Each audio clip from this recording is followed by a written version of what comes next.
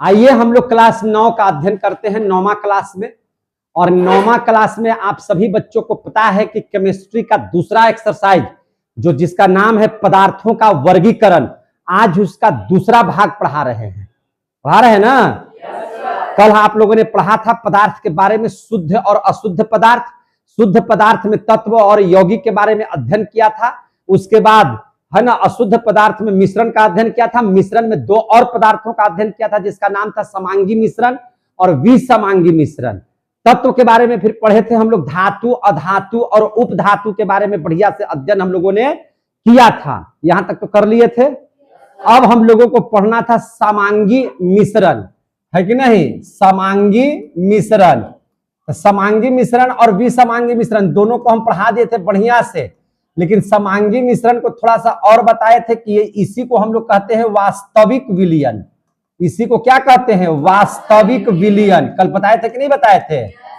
और इसमें बताए थे कि कोई भी विलयन आप तैयार कीजिएगा तो उसमें दो चीज होगा, एक होगा जो विलय हो जाएगा और एक हो जाएगा जो विलायक हो जाएगा। ये क्या हो जाएगा? विलायक। विलायक जो होता है जो किसी को भुला देता है, और विलय जो होता है जो स्वयं भूल जाता है।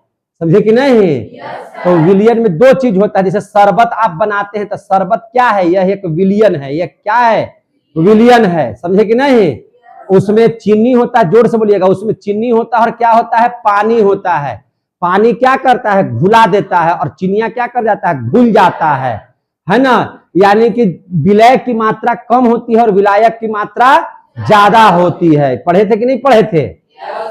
विलय भी बोल सकते हैं, घुल्य भी बोल सकते हैं, है कि नहीं। अब विलायक को हम लोग बोलते हैं क्या चीज? जो घुलाता है, जो घुलाता है उसे क्या कहते हैं? विलायक। जो घुलाता है उसे क्या कहते हैं? विलायक। और जो घुल जाता है उसको क्या कहते हैं? विलय। जो घुल जाता है उसे क्या कहते हैं? विलय। समझ में आ रही है बात? यानी कि कोई भी विलयन तैयार होता है कैसे? जब वहां पे विलय और विलायक ये दोनों मिल जाते हैं तो इसको क्या कहते हैं? विलयन। विलयन को अंग्रेजी में बोलते हैं सॉल्यूशन। क्या बोलते हैं? सॉल्यूशन। विलयन को अंग्रेजी में क्या बोलते हैं? सॉल्यूशन। समझ में आ गया बात? यहां तक समझ में आ गया?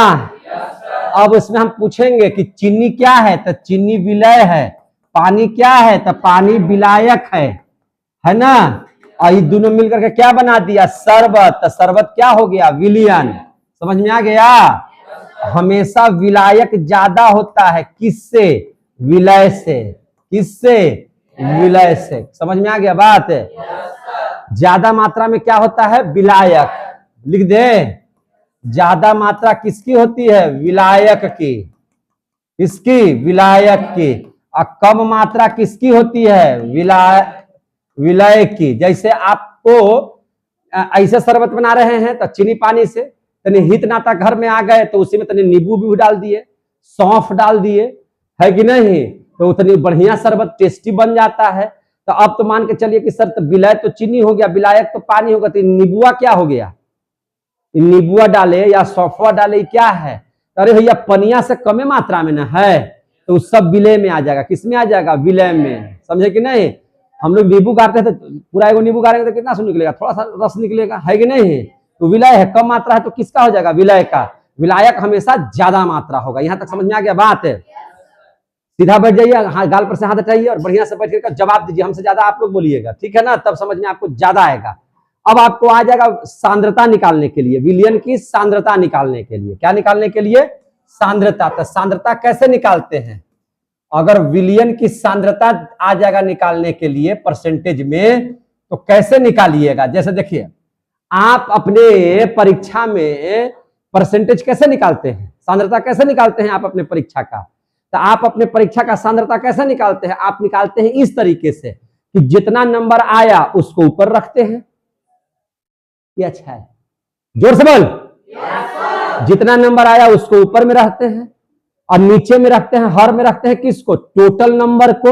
और गुना कर देते हैं किससे? 100 से। इसीलिए निकालते हैं। जैसे मान के चलिए कि अगर आपको परीक्षा में 400 नंबर आया, कितना नंबर आया? 400। कितना 400 में आया? 500 नंबर के था। तो आप क्या करते हैं? जो जितना नंबर आया उसको ऊपर रखते हैं और टोटल नंबर को नीचे रखते हैं और 100 से क्या कर देते हैं, गुना कर देते हैं। तो 2 जीरो से 2 जीरो खत्म, 5 अट्ठे 40, और आप बोलते हैं कि सर हमको 80% मार्क्स आया कि नहीं आया। तो बस विलयन की सांद्रता भी ऐसी है, कम मात्रा में। तो कम मात्रा में कौन रहता है, विलय। तो विलय बटा विलयन, विलय बटा विलयन। विलयन बोले तो क्या चीज, विलय प्लस विलायक, विलय प्लस विलायक, इसी को ना विलयन कहते हैं। इसमें गुना कर दीजिए कितना से, 100 से, यही आपका विलयन की सांद्रता निकल जाएगा। समझ में आ गई बात है। यही क्या हो जाएगा, विलयन की सांद्रता।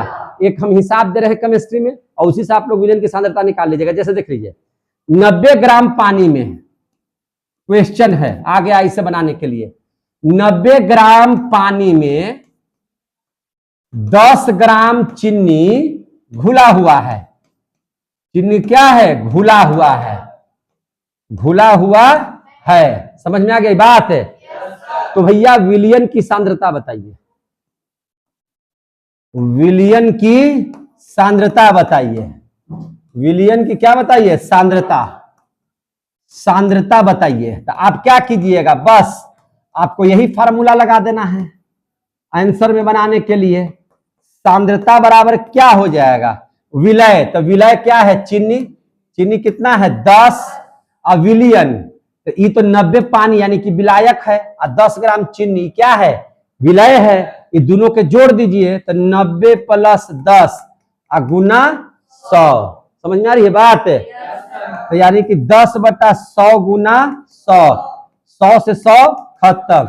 सांद्रता कितना हो गया, 10%। आ गया समझ में।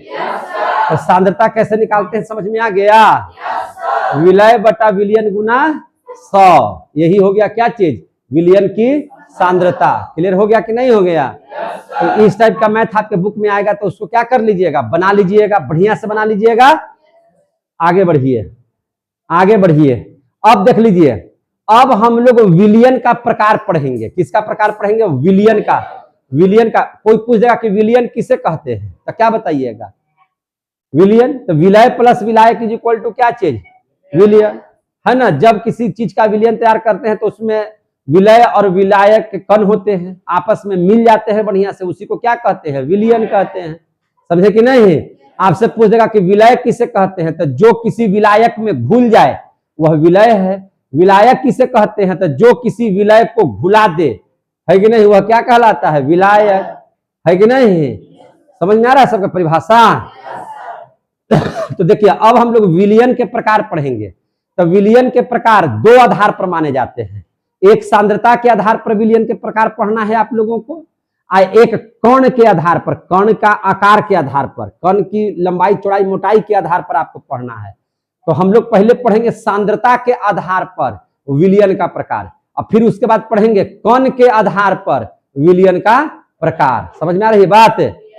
तो सबसे पहले हम लोग क्या पढ़ लेंगे, सांद्रता के आधार पर विलयन का प्रकार। अगला हेडिंग क्या दे देते हैं, सांद्रता के आधार पर, सांद्रता के आधार पर विलयन का प्रकार, विलयन का प्रकार, सांद्रता के आधार पर विलयन का प्रकार। अब यानी कि टाइप्स ऑफ सॉल्यूशन पढ़ रहे हैं, किसके आधार पर, तो सांद्रता के आधार पर। तो देखिए सांद्रता के आधार पर विलयन 3 प्रकार का होता है। कितना प्रकार का होता है, 3 प्रकार का होता है। समझे कि नहीं।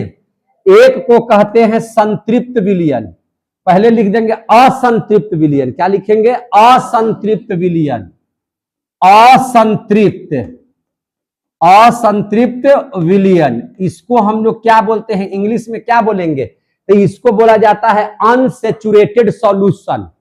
क्या बोलते हैं, अनसैचुरेटेड सॉल्यूशन। समझ में आ गया बात। तो इनको क्या बोलते हैं, अनसैचुरेटेड, असंतृप्त। एक हो गया क्या चीज, संतृप्त। एक क्या हो गया, संतृप्त विलयन। संतृप्त विलयन तो यानी कि सेचुरेटेड, क्या हो जाएगा, सेचुरेटेड, सेचुरेटेड। समझ में आ रहा है बात।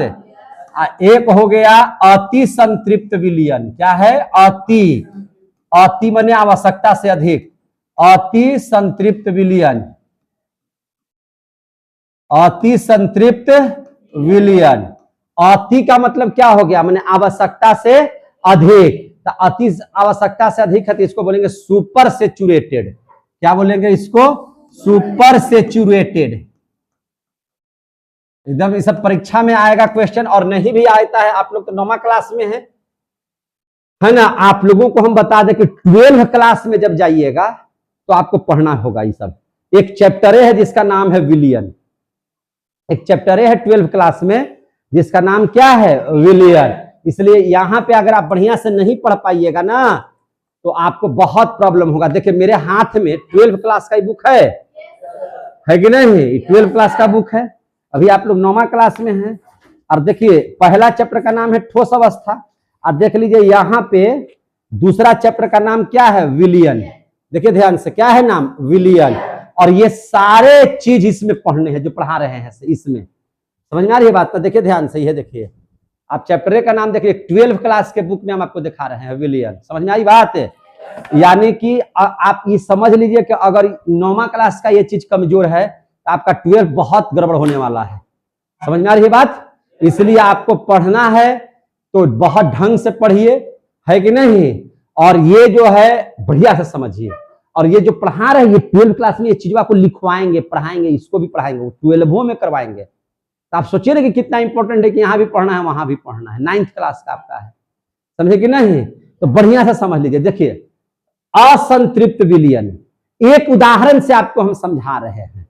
आपको खाने की आदत है 8 रोटी, कितना है रोटी, 8 रोटी।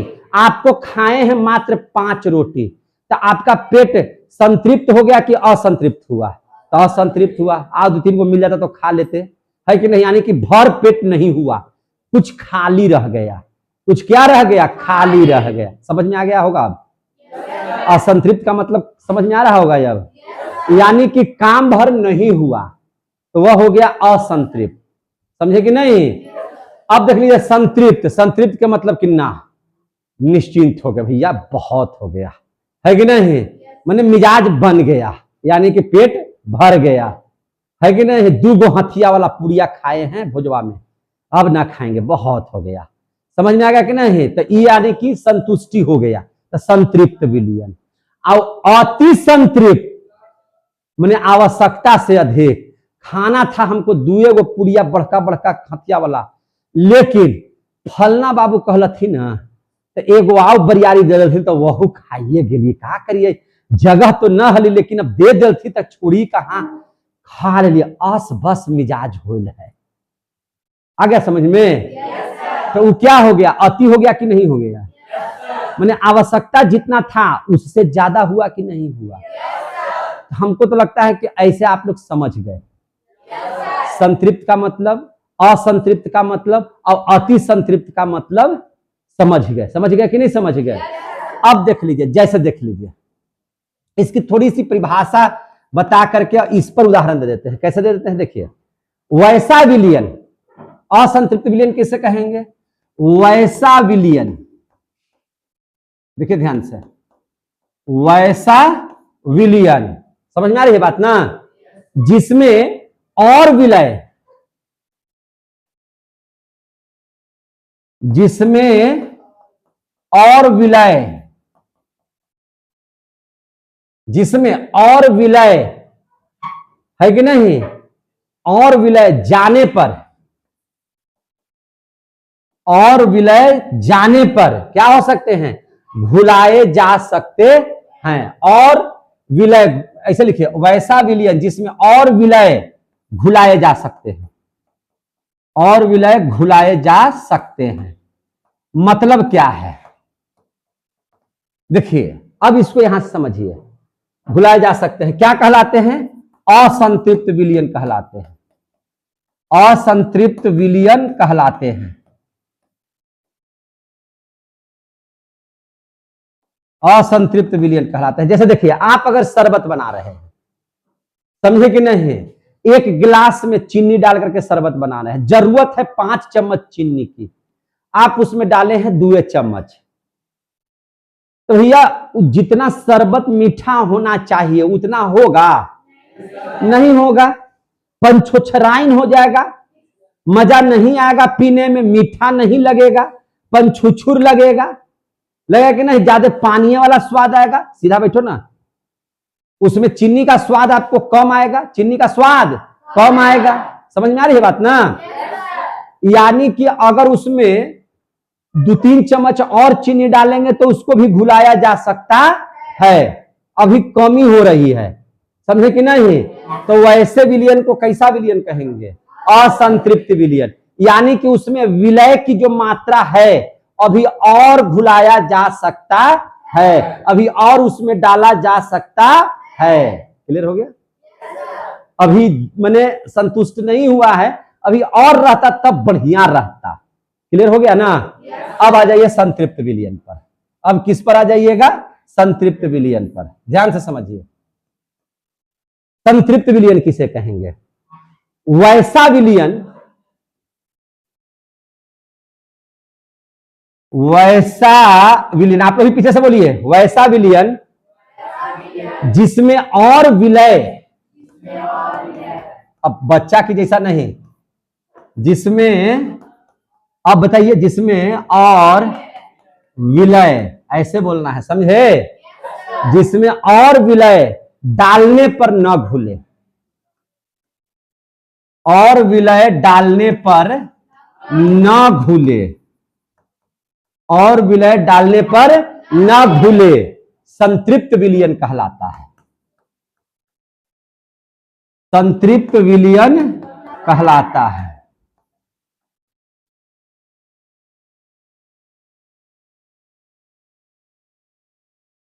कुछ है क्या? कहां पे? संतृप्त विलयन कहलाता है। अब इस बात को समझिए, जैसे कहने का मेरा मतलब है कि आप शरबत बना रहे थे, हमको जरूरत था 5 चम्मच चीनी का, आप डाल दिए हैं ऑलरेडी 6 चम्मच, समझे कि नहीं? यानी कि काम भर हो गया। जितना मीठा दीजिएगा किसी को तो हाँ यार बहुत अच्छा है ना, एकदम मैंने कमे भी नहीं है, अब बहुते ज्यादा भी नहीं है, जितना चाहिए मिजाजियल एकदम ठीक है, समझे कि नहीं? मजा आ रहा है, एकदम शरबत बना है यार, मार रहा है चपाचप एकदम, है कि नहीं? तो वो शरबत है। अब उसमें और चीनी डाल देगा तो बर्बाद हो जाएगा यार, अब मत डालो, समझे कि नहीं? जैसे कहने का मतलब है कि आप अगर पेट भर खा लिए, काम भर खा लिए, तो अगर आप दीजिएगा तो खा सकते हैं 2 कवर, लेकिन बरियारी ना हो जाएगा वो। लेकिन जितना जरूरत है उतना हो गया, अब उससे ज्यादा की जरूरत नहीं, यानी कि उसमें और ज्यादा नहीं घुलाया जा सके, विलय की और मात्रा ज्यादा ना हो सके। समझ में आ गई बात? तो वो संतृप्त हो गया, संतृप्त एकदम संतुष्ट है कि नहीं, काम भर हो गया, इससे ज्यादा नहीं, समझे कि नहीं? अब चलिए अति संतृप्त। अब क्या चलिएगा? अति संतृप्त। तो वैसा विलयन जिसमें, वैसा विलयन जिसमें, वैसा विलयन जिसमें संतृप्त विलयन से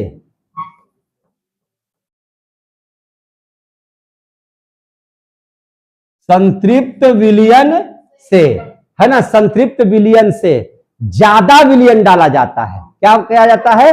ज्यादा विलयन, है ना, संतृप्त विलयन से ज्यादा विलयन डालने पर, संतृप्त विलयन से ज्यादा विलयन डालने पर किसी दूसरे विधि,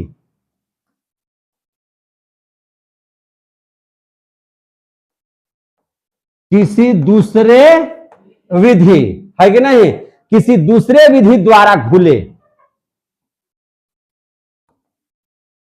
किसी दूसरे विधि द्वारा घुले, उसे हम लोग क्या कहते हैं? अति संतृप्त। अब आप उसका उदाहरण समझिए। अति संतृप्त विलयन कहलाता है, देखिए ध्यान से, बहुत अच्छा समझिए। कहता है कि जैसे देखिए, जितना काम भरे खा लिए, अब आपको कहा कि अब सुनिए ना, अगर 2 रोटियां आप खा लीजिएगा ना मेरे तरफ से, तो आपको 100 रुपया इनाम। बात समझ में आ रही है ना? एक तो बेचारा वो पेट भर लिया, समझे कि नहीं, आराम से उसका पेट भर गया, काम भर गया। लेकिन अब कोई व्यक्ति चैलेंज कर दिया यार ज्यादा नहीं, 2 पुड़िया अगर देख लीजिएगा ना तो 100 रुपया इनाम। वो बेचारा के खाने का मन नहीं है, लेकिन खा क्यों रहा है? 100 रुपया की वजह से। किसकी वजह से? 100 रुपया की वजह से। अटा तो लेगा, लेकिन मिजाज उसका क्या हो जाएगा? अस्त बस्त। पूरा शरीर क्या हो जाएगा उसका? अस्त व्यस्त। यानी कि विलियन, मैंने कहने का मतलब है कि अब उसमें घुलाया नहीं जा सकता था, लेकिन अब जब डला गया है विलय, तो उसको इस विधि आसानी से नहीं घुलेगा। अब दूसरा विधि टेक्निक अपनाना पड़ेगा। अब देखिए ध्यान से, आप कभी मिठाई का सीरा बनते हुए देखे हैं? मिठाई का सीरा बनते हुए आपको क्या किया जाता है? पानी की मात्रा लिया जाता है और चीनी की मात्रा इतना लिया जाता है कि वह पानी में घुलने से ज्यादा रहता है। पानी में घुलने से ज्यादा हो जाता है। पानी में घुल जाएगा तो संतृप्त हो जाएगा या असंतृप्त रहेगा। लेकिन उसमें आप देखिएगा कि चीनी डाल दिया जाता है, पानी डाल दिया जाता है। पानी की मात्रा तो ज्यादा रहता ही है, लेकिन घुलने की भी मात्रा यानी कि विलय की मात्रा इतना रहता है कि पानी में वह आसानी से घुल नहीं पाता है। तब देखिएगा हलवाई के यहां उसको आग पर गर्म करता है। पनिया और चिनिया को किस पर गर्म करता है? आग पर। अब हलवाई ले लेता है बड़का छोलनी, खंतिया जो रहता है से, और ऐसे ले करके एकदम नीचे से आग डाल रहा है और हिला रहा है ना। चिनिया पनिया क्या कर रहा है? हिला रहा है। और उसको जितना गर्म हो रहा है, कहे कि अगर नहीं हिलाएगा तो अगिया धर लेगा और एक जगह सट जाएगा। चिनिया पनिया एक जगह क्या हो जाएगा? सट जाएगा। तो इसलिए उसको क्या करता है? हिलाते रहता है, यानी कि मिलाते रहता है। और नीचे से आग क्या करता है? माने उसको धिकाते रहता है। तो अब बताइए, अब चीनी पानी इसमें घुल तो रहा था नहीं, तो उसको घुलाने के लिए आपने क्या चीज का सहारा लिया? तो आग लगाया नीचे से। यानी कि जिसको घुलाने के लिए किसी दूसरे विधि द्वारा प्रयोग किया जाता है। समझ में आ गई बात? तो उस सीरा क्या है? उस सीरा क्या है? आवश्यकता से अत्यधिक चीनी उसमें है। उसके पानी में आवश्यकता से अत्यधिक चीनी है, इसीलिए उसको चिनिया को घुलाने के लिए अलग से आग पर, है ना, उसको गर्म किया जा रहा है। तो वह जो विलियन तैयार हो रहा है सीरा, वह अति संतृप्त विलियन होगा। वह क्या होगा? अति संतृप्त विलियन। कितने बच्चों को ये तीनों टॉपिक समझ में आ गए? आ गया सबको समझ में? यानी कि कुल मिला के देखिए, असंतृप्त का मतलब हो गया कि अभी भूखायल है, मतलब खलिए पेट है, अभी जितना था ओकरा में अभी काम उसको चलने में भर नहीं हुआ है। जरूरत है 8 रोटी का, मिला है उसको 4 रोटी, 4 के लिए खाली है, तो लिख दिए खाली। इसका पेटवा कैसा है? खाली। इसका पेट क्या हो गया? आराम से भर गया, पेट भर, जितना जरूरत था उतना हो गया। ई क्या है? ई जो है आवश्यकता से अधिक, है ना, आवश्यकता से अधिक, माने कोचराइन है। इसको लिखो कोचराइन। कैसा खा लिया? कोचराइन, ले एकदम कोचराइन खा लिया। समझ में आ गया बात? माने जितना जरूरत था उससे भी ज्यादा, तो उसको बोलेंगे सुपर सेचुरेटेड। इसको क्या बोलेंगे? अनसेचुरेटेड। इसको क्या बोलेंगे? सेचुरेटेड। आ गया समझ में? हमको लगा समझ में आ गया होगा। इसका एग्जाम्पल में क्या दे सकते हैं? सीरा। इसका एग्जाम्पल में दे सकते हैं शरबत। इसका एग्जाम्पल में दे सकते हैं पंछुछुर शरबत, पंछुछर शरबत, है कि नहीं? ये पंछुछुर है, जैसे आई क्या है? शरबत है। आई कैसा है? तो सीरे हो गया एकदम, इतना ना चीनी है कि सीरा हो गया। इसको गरमा गरमा करके बनाया गया है। समझ में आ गया बात? तो ये तीनों में एक तरह से हम पढ़ा भी दिए और अंतरों करवा दिए। देखिए तो, संतृप्त विलियन, असंतृप्त विलियन, संतृप्त विलियन और अति संतृप्त विलियन। यह विलियन का प्रकार है किसके आधार पर? सांद्रता के आधार पर। किसके आधार पर? सांद्रता के आधार पर। अब हम लोग विलियन का प्रकार पढ़ेंगे कण के आधार पर। किसके आधार पर? कण के आधार पर। मजा आ रहा है सबको? चलिए अब देख लेंगे कण के आधार पर विलियन के प्रकार। विलियन के प्रकार कौन के आधार पर विलियन के प्रकार? कण के आधार पर विलयन 3 प्रकार का होता है। कितना प्रकार का? 3 प्रकार का। एक होता है वास्तविक विलयन, जिसको आप लोग समांगी विलयन कहे थे, उसी को बोलते हैं वास्तविक विलयन। बोलबे नहीं करता है, क्या बोलेंगे? एक को वास्तविक विलयन, दूसरा को बोलेंगे कोलाइड। क्या बोलेंगे? कोलाइड। यही आपको इसमें बहुत पढ़ना है, और जो विलयन पढ़ा रहे थे 12th क्लास में ना, इसको और बहुत ज्यादा पढ़ना है, बहुत विस्तार से कोलाइड के बारे में। अब तीसरा जो हो गया, उसको बोलते हैं निलंबन। उसको क्या बोलते हैं? निलंबन। तो कण के आधार पर विलयन कितना प्रकार के? 3 प्रकार के। कौन कौन? वास्तविक विलयन, कोलाइड, निलंबन। समझ में आ रही है बात? वास्तविक विलयन, कोलाइड और निलंबन। चलिए समझ लेते हैं इसको बढ़िया से। देखिए, वास्तविक विलयन यानी कि समांगी मिश्रण। समांगी मिश्रण का मतलब कि हर जगह स्वाद एक, हर जगह कण उसका घुला हुआ है, जिसको कण को आप देख नहीं सकते हैं। जैसे पानी में मैंने चीनी को घुला दीजिए खूब बढ़िया से, तो क्या चीनी के कण फिर दिखाई देंगे? बढ़िया से अगर घुला दिया जाए तो चीनी के कण दिखाई देंगे? नहीं दिखाई देंगे। समझ में आ रही है बात? चीनी के कण दिखाई नहीं देंगे। यानी कि वास्तविक कण, याद रखिएगा, उसका कण बहुत छोटा होता है, इतना बढ़िया से घुल जाता है ना कि उसका कण आपको दिखाई ही नहीं देता है। समझे कि नहीं? तो वास्तविक कण जिसका हर जगह का स्वाद एक जैसा रहे, चाहे आप ऊपर वाला पीजिए या नीचे वाला पीजिए, उसका सब जगह का स्वाद एक रहे, उसी को हम लोग बोले थे समांगी मिश्रण, है ना? समांगी मिश्रण में ही आता है वास्तविक विलयन। कौन विलयन? वास्तविक विलयन। समझ में आ गया बात? अब देख लीजिए, तो वास्तविक विलयन तो ये हो गया, और जिसका कण वास्तविक विलयन से थोड़ा सा बड़ा, लेकिन दिखाई इसका भी नहीं देगा, लेकिन इसका कण से इसका कण थोड़ा ज्यादा बड़ा होता है, वह हो गया आपका कोलाइडी। वह क्या हो गया? कोलाइडी। समझे कि नहीं? और एकर तो आप खुद देख सकते हैं कैसे से। देखिए, तो सबसे पहले क्या लिखे हैं इसको समझा देते हैं। तो जिसका कण सबसे छोटा होता है, जिसका कण सबसे छोटा होता है, जिसका कण क्या होता है? सबसे छोटा होता है। अब जैसे बढ़िया से अगर हम लोग पानी और चीनी को मिला दें, तो क्या इसके कण आपको दिखाई देंगे? कभी नहीं दिखाई देंगे। चीनी का कण कभी दिखाई आपको नहीं देगा। तो वह हो जाएगा वास्तविक विलयन। कैसा विलयन हो जाएगा? वास्तविक विलयन हो जाएगा। समझे कि नहीं? लेकिन जिसका कण, ध्यान समझिएगा, जिसका कण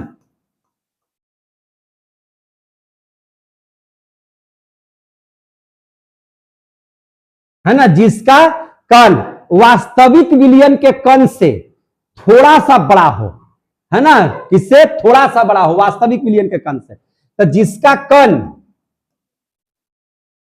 वास्तविक विलयन के कण से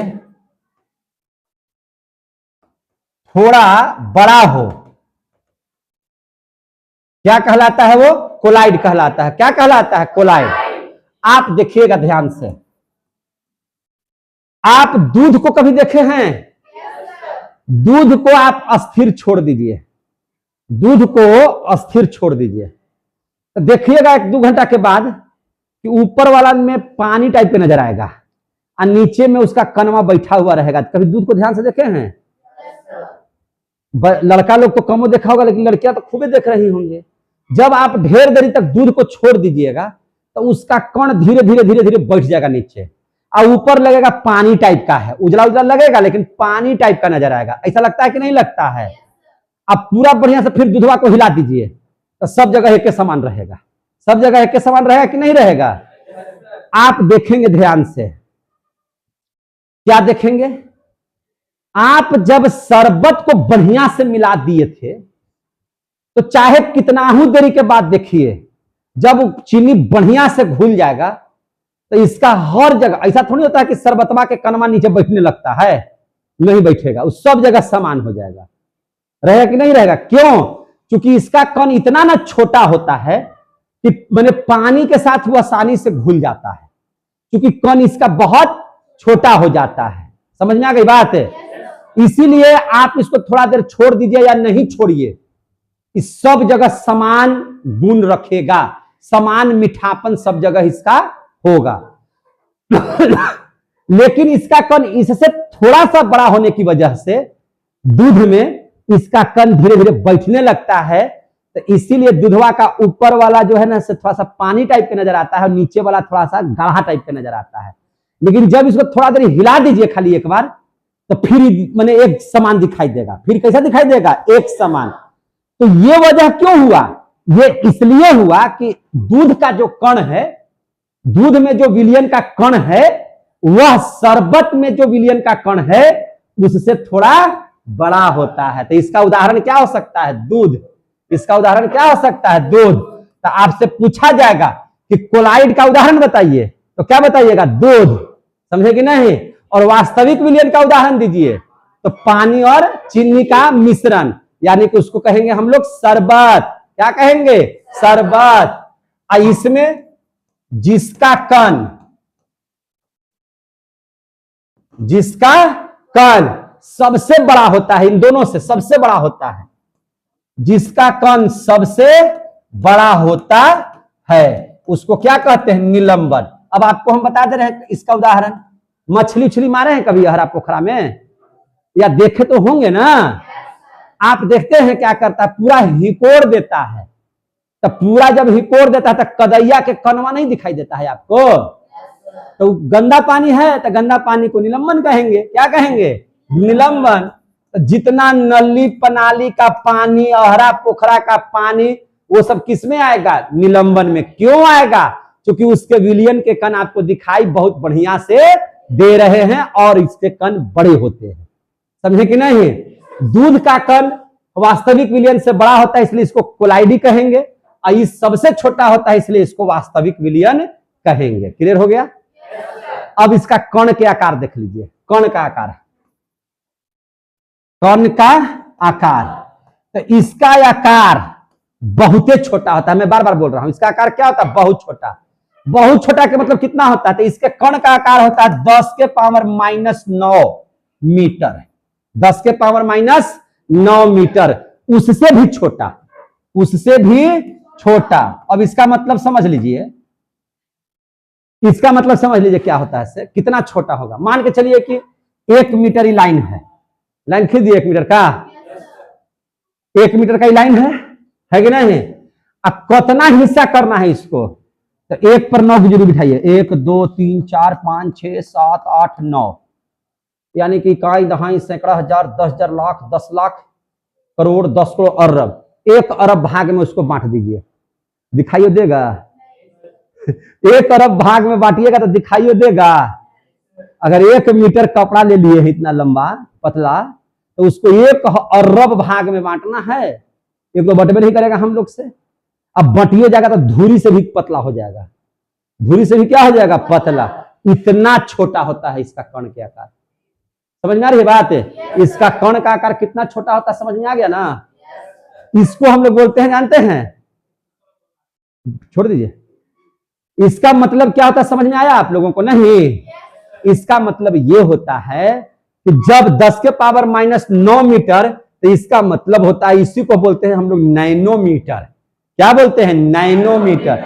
यानी कि 1 नैनोमीटर इसको कहेंगे। नैनोमीटर कहते हैं, नैनोमीटर। नैनो का मतलब बहुत ही छोटा। समझे कि नहीं? ये बड़ा होता है। कितना बड़ा होता है? तो देखिए, इसका जो कण का आकार होगा, इसका जो कण का आकार होगा वह हो जाएगा 10 के पावर -6 मीटर से बड़ा। 10 के पावर -6 मीटर से बड़ा। और 10 के पावर -6 मीटर को बोलते हैं 1 माइक्रोमीटर। इसको क्या बोलते हैं? माइक्रोमीटर। इसको बोलते हैं माइक्रो। और ना -9 रहेगा तो नैनो। माइनस में पावर जितना बड़ा होगा उतना छोटा। समझ में आ गई बात ना? तो अब इसका क्या होगा? कोलाइड। तो इन दोनों के बीच में होगा। मतलब क्या हो जाएगा कि 10 के पावर 9 मीटर से बड़ा, से क्या हो जाएगा? इसका कण बड़ा, इससे बड़ा कण होगा। इससे छोटा यानी कि 10 के पावर -6 मीटर से क्या होगा, छोटा हो जाएगा। समझ में आ गया इसका कण के आकार? अरे समझ में आ रहा है रे बुड़बकवान? हाँ, तोरी बुड़बक ना है, तोरी ज्यादा होशियार है। समझ में आया बात? तो एक तरह से हम इसके बारे में बता भी रहे हैं और गते गते देखिएगा तो अंतरो हो जा रहा है। समझ में आ रही है बात ना? हम इसके बारे में समझा रहे हैं और जब एक बार समझा देंगे तो लगेगा कि अंतर हो गया, तीनों में अंतर भी है, तो अंतर भी हो गया साथ साथ। समझ में आ रही है कि नहीं बात है? आप लोग का मन भी आ रहा है अभी? न भी आएगा। पढ़ाई कीजिएगा तो नहीं भी आएगा, न पढ़िएगा तो भी आ जाएगा। समझ में आ गई बात? तो यहां तक दो अंतर समझ में आया। अब देखिए, वास्तविक विलयन हो या कोलाइडी हो, इन दोनों कणों को हम लोग अपनी आंख से नहीं देख सकते हैं। जैसे दूध में का भी कण हमको दिखाई देता है? नहीं दिखाई, महसूस कर लेते हैं कि ऊपर वाला पानी है, नीचे वाला भले कण है, लेकिन दिखाई नहीं देता है। तो हम लोग लिखेंगे कि वास्तविक विलयन में कणों को आंखों से नहीं देख सकते हैं, है ना? इसके कणों को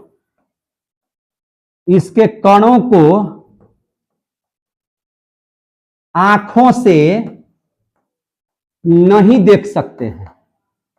तो क्या इसको देख सकते हैं? इसको भी नहीं देख सकते हैं, इसको भी नहीं देख सकते हैं, इसको भी नहीं देख सकते हैं। एकरा नहीं देखते हैं क्या? कदैया का नहीं दिखाई देता है? खूब बढ़िया से देख सकते हैं। इसके कण को आंखों से देख सकते हैं, आंखों से देख सकते हैं। आ गया समझ में? इसके कण को आंखों से क्या कर सकते हैं? देख सकते हैं। वास्तविक विलयन को ही क्या कहते हैं? समांगी मिश्रण। क्या कहते हैं इसको जी? समांगी मिश्रण। क्या कहते हैं? समांगी मिश्रण, है ना? ये क्या है?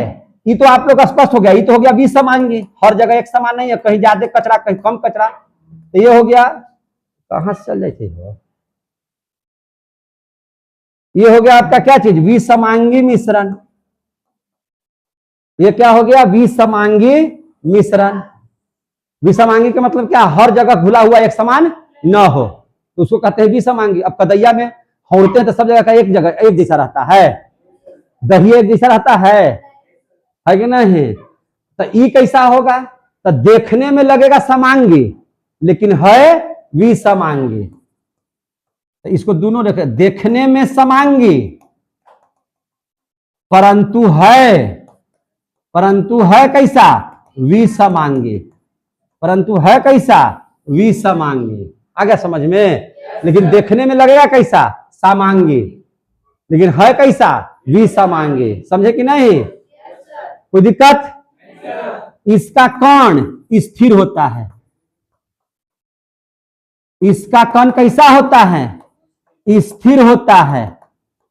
इसका कण कैसा होता है? स्थिर होता है कि नहीं?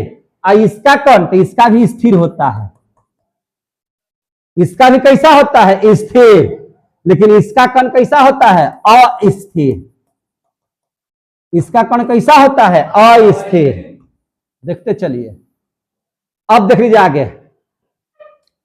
जब अस्थिर है तो अगर आप मैंने पूरा बढ़िया से मिल गया है तो छन्ना पत्र में छानिएगा तो सब पार कर जाएगा, कोई रुकावट नहीं ना होगा। तो यानी कि इसके कण छन्ना पत्र से पार कर सकते हैं, इसके कण छन्ना पत्र को पार कर सकते हैं, पार कर सकते हैं। तो इसका भी कण मा तो छन्ना पत्र को पार कर जाएगा, इसका कण भी छन्ना पत्र को पार कर सकता है। अब कदई उठा के ले आइए, अब ओकरा छान के देखिए तो सब पार कर जाएगा, कण पार कर जाएगा। तो इसके कण छन्ना पत्र को पार नहीं करते हैं, इसके कण छन्ना पत्र को पार नहीं करते हैं। आ रहा समझ में? इसके कण छन्ना पत्र को पार नहीं करते हैं। अब देख लीजिए आओ अंतर। तीनों में अंतर चल रहा है अभी, समझे कि नहीं? आप किसी प्रकाश स्रोत से प्रकाश भेजिए, कोई गिलास में तीनों विलयन को रखिए, गिलास में वास्तविक विलयन को भी रखिए, शीशा के गिलास में कोलाइड को भी रखिए और निलंबन को भी रखिए। समझ में आ रही है बात? शरबत ले लीजिए, दूध ले लीजिए, गंदा पानी ले लीजिए, तीनों को रख दिए। अब जलाइए, टॉर्च वगैरह अंधेरिया में जलाइए, तो देखिएगा क्या चीज कि इसमें प्रकाश जो है पार कर गया। समझ में आ गया कि नहीं? यानी कि प्रकाश का प्रकीर्णन नहीं होता है ना? और प्रकाश पड़ने के बाद प्रकाश बंट जाए, 7 रंग उसमें से दिखाई देने लगे, यानी कि वह बदल जाए, तो उसको प्रकीर्णन कहते हैं। क्या कहते हैं? प्रकीर्णन। इसी चीज को कहते हैं टिंडल प्रभाव। इसी चीज को क्या कहते हैं? टिंडल प्रभाव। तो भैया इसमें प्रकाश का प्रकीर्णन नहीं होता है, यानी कि टिंडल प्रभाव होता है। पार कर गया कि नहीं पार कर गया?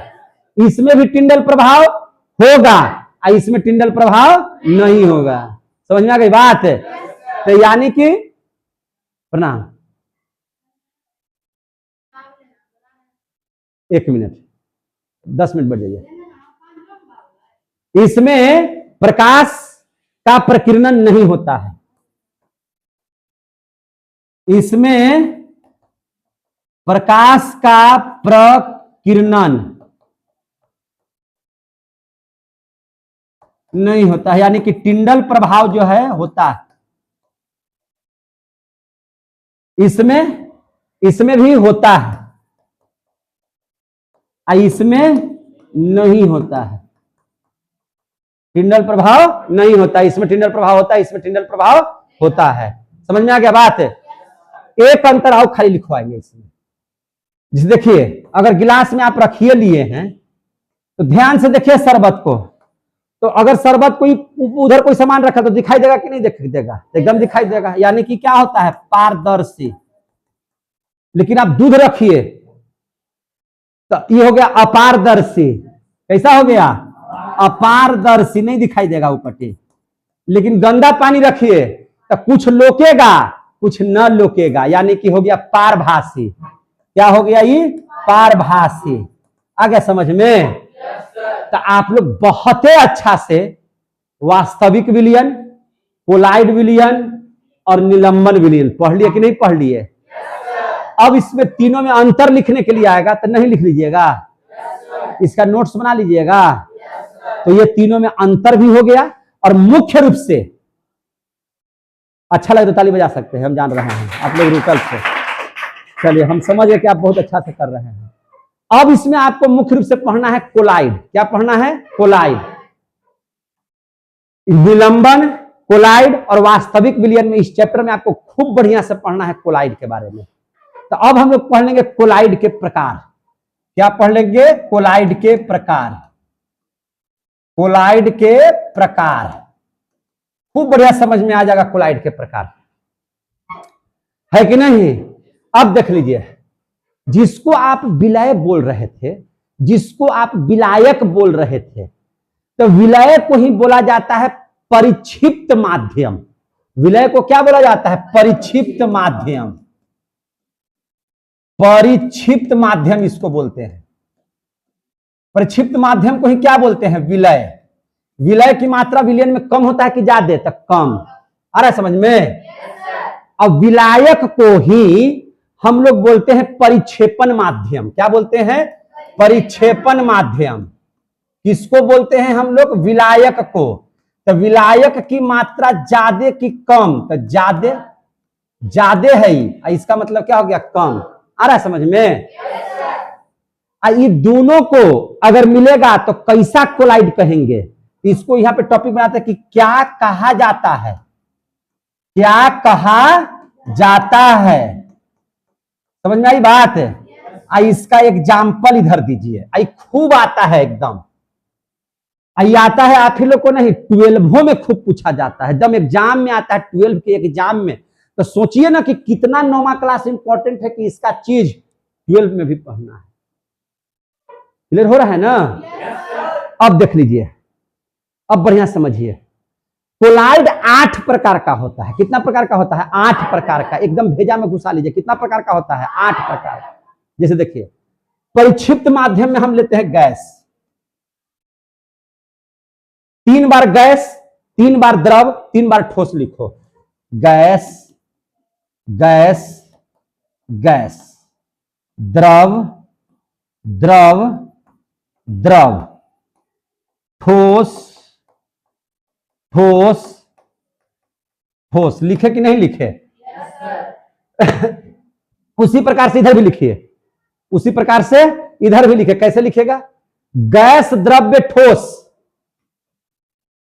गैस, द्रव्य, ठोस, फिर गैस, द्रव्य, ठोस, फिर लिखिए गैस, द्रव्य, ठोस।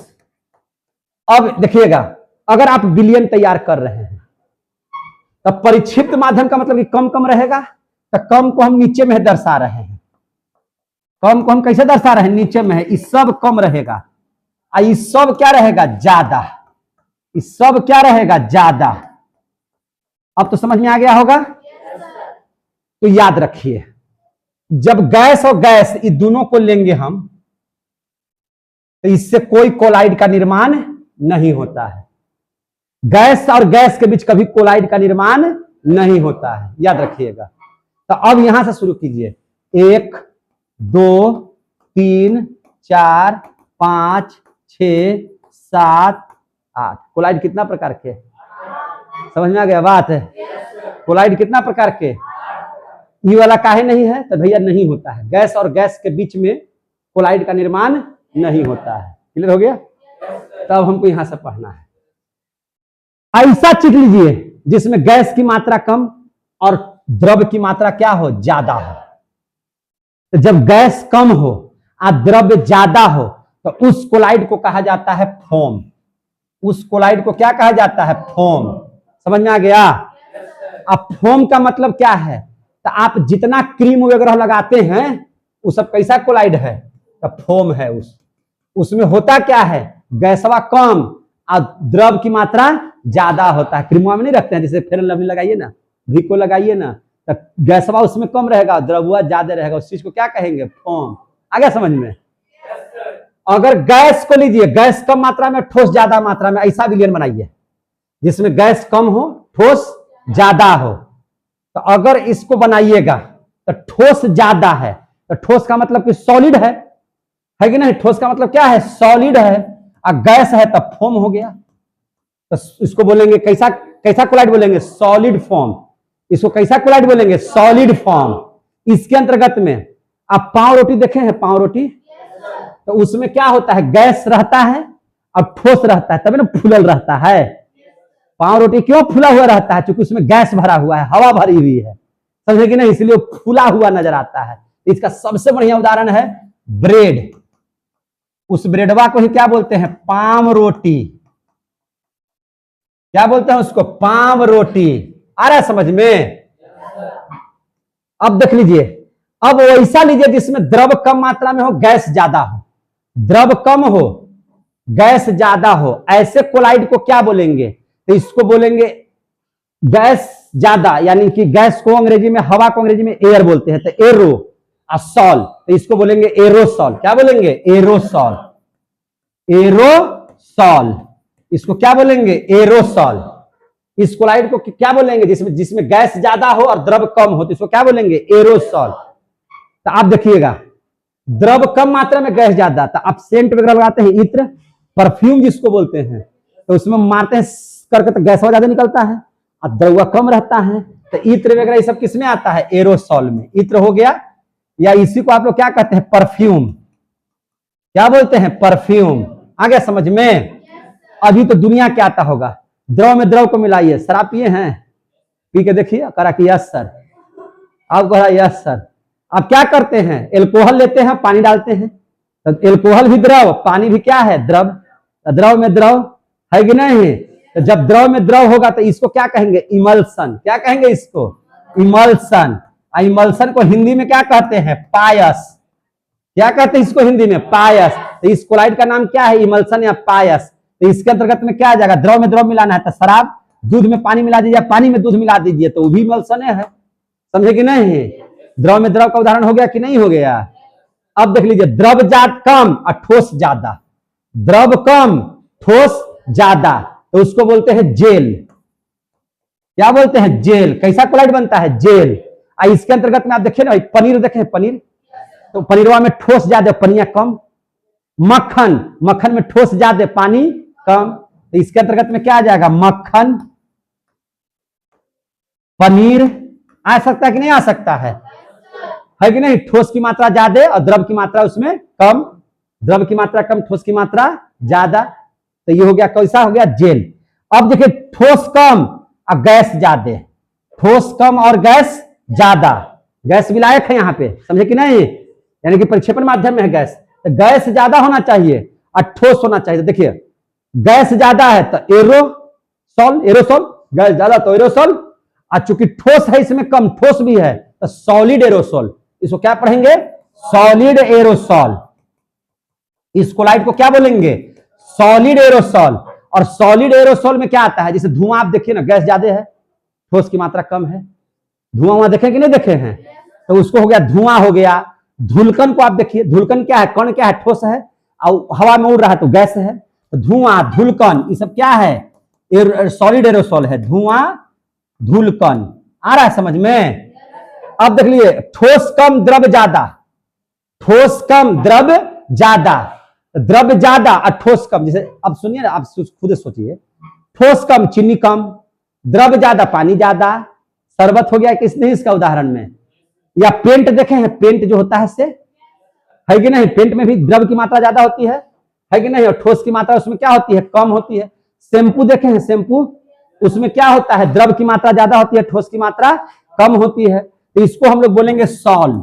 इस कोलाइड को क्या बोलेंगे? सॉल। और इसके अंतर्गत क्या आ जाएगा? तो इसके अंतर्गत आ जाएगा शैम्पू, पेंट, यही सब क्या आ जाएगा? शैम्पू, पेंट, ये सब होगा कि नहीं होगा? जो बोल नहीं रहा है। अब देखिए, ठोस में ठोस को मिलाइए, ठोस में ठोस को मिलाइए, तो आपको 118 को तो पढ़ा है। कहीं पीतल का नाम लिए हैं? तो पीतल क्या है? दो धातुओं का मिश्रण है। कौन कौन का है? तो पिताजी से। पीतल किसे बना है? पिताजी से। अरे पीतल किसे बना है? पिताजी से। पी के मतलब होगा पीतल, ता के मतलब तांबा और जिंक से। तांबा प्लस जिंक से बन गया है पीतल। तो पीतल किससे बना है? पिताजी से, तांबा और जिंक से। तो तांबा भी ठोस, जिंक भी ठोस, ठोस में ठोस, पीतल हो गया। आ रहा है समझ में? तो इसको बोलेंगे सॉलिड सॉल। क्या बोलेंगे? Solid sol. उसमें क्या आता है? पीतल, चाहे जितना स्टील, कांसा, फूल, सब, समझे कि नहीं? स्टील वगैरह सब, तो पीतल जितना मिश्र धातु बना है सब के सब क्या है?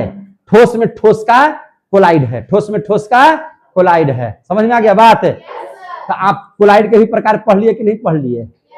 मजा आ रहा है क्या? तो इस समझ में कितना बच्चा को आ गया? तो ठोको ना यार, हम बोलेंगे तब।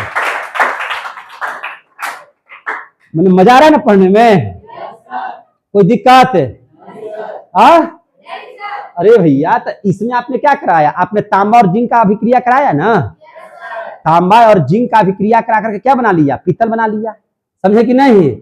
मिश्र धातु का निर्माण कर लिया। तो अभिक्रिया करवाए कि नहीं करवाए? तो अभिक्रिया कितना तरह का होता है? तो अभिक्रिया दो तरह का होता है। एक होता है भौतिक अभिक्रिया और एक होता है रासायनिक अभिक्रिया। समझे? आप जब अभिक्रिया कराते हैं मेरे भाई, तो अभिक्रिया कितना तरह का होता है रे बुर्बक? दो तरह का होता है। कितना तरह का होता है? दो। कौन कौन? भौतिक अभिक्रिया और क्या होता है? रासायनिक अभिक्रिया। रासायनिक अभिक्रिया होता है कि नहीं होता है? भौतिक का मतलब जिसको आंखों से देखिए और तब बताइए। समझे कि नहीं?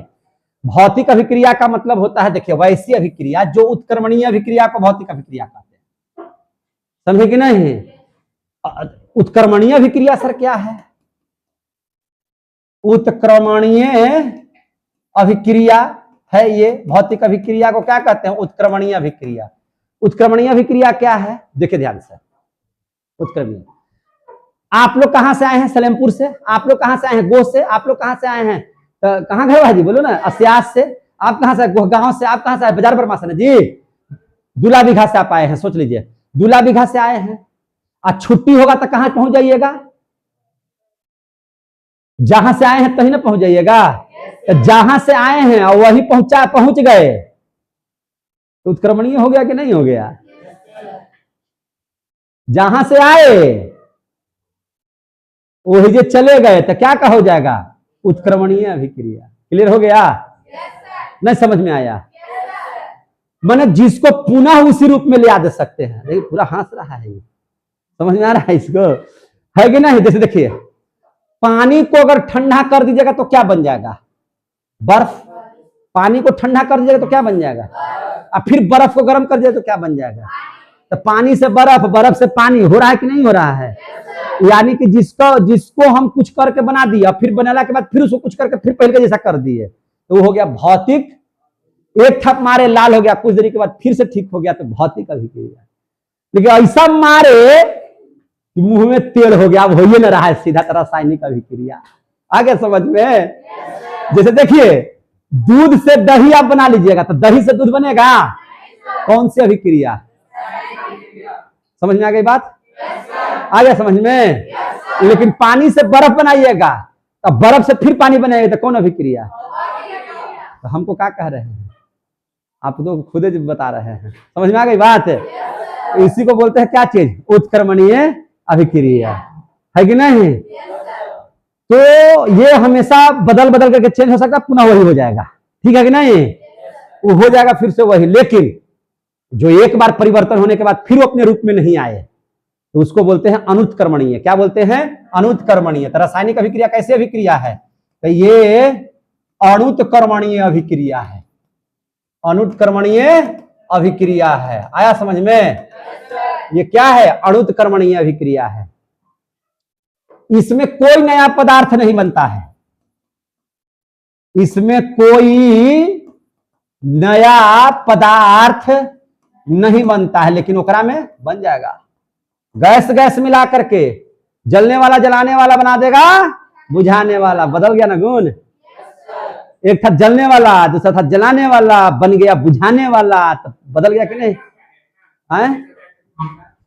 ये लास्ट टॉपिक है, लास्ट टॉपिक है, करके जाएंगे। तो ये हो गया क्या चीज? क्या बोल रहे थे? है ना, जलने वाला जलाने वाला। तो क्या बना देगा? बुझाने वाला। तो नया गुण बना कि नहीं बना? तो इसमें कोई नया पदार्थ नहीं बनता है, लेकिन इसमें नया पदार्थ बनता है। इसमें नया पदार्थ बन जाता है। इसमें नया पदार्थ बनता है। क्लियर हो गया? देखिए अब इसमें जो अभिक्रिया होगी, इसमें जो अभिक्रिया होगी, तो इसमें जो ऊर्जा है या प्रकाश है, इसमें ऊर्जा और प्रकाश है ना, उत्पत्ति ज्यादा नहीं होता है। इसमें ऊर्जा और प्रकाश की उत्पत्ति ज्यादा नहीं होता है। तो लिख देते हैं, इसमें ऊर्जा तथा प्रकाश की उत्पत्ति नहीं होता है। उत्पत्ति नहीं होता है, नहीं होता। किसमें? भौतिक में। लेकिन इसमें क्या होता है? होता है। इसमें ऊर्जा तथा प्रकाश उत्पन्न होता है। समझ में आ गया बात? है ऊर्जा तथा प्रकाश क्या होता है? उत्पन्न होता है। देखिए इसमें जो है ना, 1 kg पानी ले लीजिए और उसको ठंडा कर दीजिए, बर्फ बना दीजिए, तो 1-1 kg का रहेगा बर्फ। बर्फ भी कितना हो जाएगा? 1 kg का। अब फिर उसको गर्म कर दीजिए, मैंने फिर उसको छोड़ दीजिए वैसे ही, तो फिर पानी बन जाएगा, तो 1-1 kg रहेगा। भार में कोई परिवर्तन नहीं होता है। भार में परिवर्तन नहीं होता है। भार में परिवर्तन नहीं होता है। भार में परिवर्तन नहीं होता है। लेकिन इसमें भार में परिवर्तन होगा। रासायनिक अभिक्रिया होगा तो भार में परिवर्तन हो जाएगा। भार में परिवर्तन हो जाएगा। देखिए परिवर्तन होता है। आप एक काम कीजिए, एक लोहा का रड ले लीजिए, समझे कि नहीं, और उसको कुछ दिन के लिए छोड़ देते, जंग लग जाएगा। और जंग को झाड़ दीजिए, फिर तौलिए, तो भार बढ़ेगा कि घटेगा? घट जाएगा। समझे कि नहीं? तो भार में परिवर्तन हुआ कि नहीं हुआ? भार में परिवर्तन हुआ कि नहीं हुआ? रासायनिक अभिक्रिया होगा तो गर्म होगा, गर्म होने के बाद वाष्प बनेगा, तो कुछ भाग तो उड़ेगा कि नहीं उड़ेगा उसका, तो भार में क्या हो जाता है, परिवर्तन। तो अब इसका कोई एग्जाम्पल पूछेगा, पानी से बर्फ बनना कैसा अभिक्रिया है, भौतिक अभिक्रिया है। कैसा अभिक्रिया है, भौतिक अभिक्रिया है, समझे कि नहीं। अब बर्फ से पानी बनना भौतिक, पानी से वाष्प बनना, फिर वाष्प को संघनित कर लेना, फिर द्रव बन जाएगा, तो क्या हो जाएगा, भौतिक अभिक्रिया है। अच्छा, मोमबत्ती का पिघलना भौतिक अभिक्रिया है। पिघलने का मतलब नहीं समझे, पिघलने का मतलब क्या चीज, देखिए मोमबत्ती को अगर पिघला दीजिए तो ओझे पर सब जम जाएगा, जैसे धूप में रख दीजिए सब पिघल करके ओझे रह जाएगा, फिर से उसको मोमबत्ती बना लीजिए। लेकिन मोमबत्ती का गलना, जब जला करके गल रहा है तो वो रासायनिक प्रतिक्रिया हो जाएगा, समझे कि नहीं। फिर वह क्या हो जाएगा, रासायनिक अभिक्रिया, समझे कि नहीं। जिसको पुनः निर्माण नहीं किया जा सकता है रासायनिक अभिक्रिया, जिसका पुनः निर्माण किया जा सकता है भौतिक अभिक्रिया। समझ में आ गई बात। दूध से दही का बनना रासायनिक अभिक्रिया, कागज का जलना, लोहे में जंग लगना, आगे भोजन का पचना, जैसे भोजन जो खा लिए फिर उसको डायरेक्ट भोजन फिर बना सकते हैं, वो तो पच जाएगा, तो ये रासायनिक अभिक्रिया है, समझे कि नहीं। तो इसका एग्जाम्पल क्या लिख सकते हैं, दूध से दही बनना, जंग का लगना, जंग लगना, और क्या लिख सकते, कागज का जलना, और सबसे बड़ी बात आपको बता दें, मोमबत्ती का गलना, मोमबत्ती का गलना, इसमें मोमबत्ती का पिघलना। मोमबत्ती का पिघलना और गलना में अंतर है, गल गया तो फिर नहीं होगा, लेकिन पिघल गया तो फिर मोमबत्ती बन जाएगा। आज इतना ही रहने दें, कल चैप्टर को समाप्त करेंगे, कल मिलेंगे, जरूर मिलेंगे। तब तक के लिए धन्यवाद। जय हिंद, जय भारत। विजित, हाँ।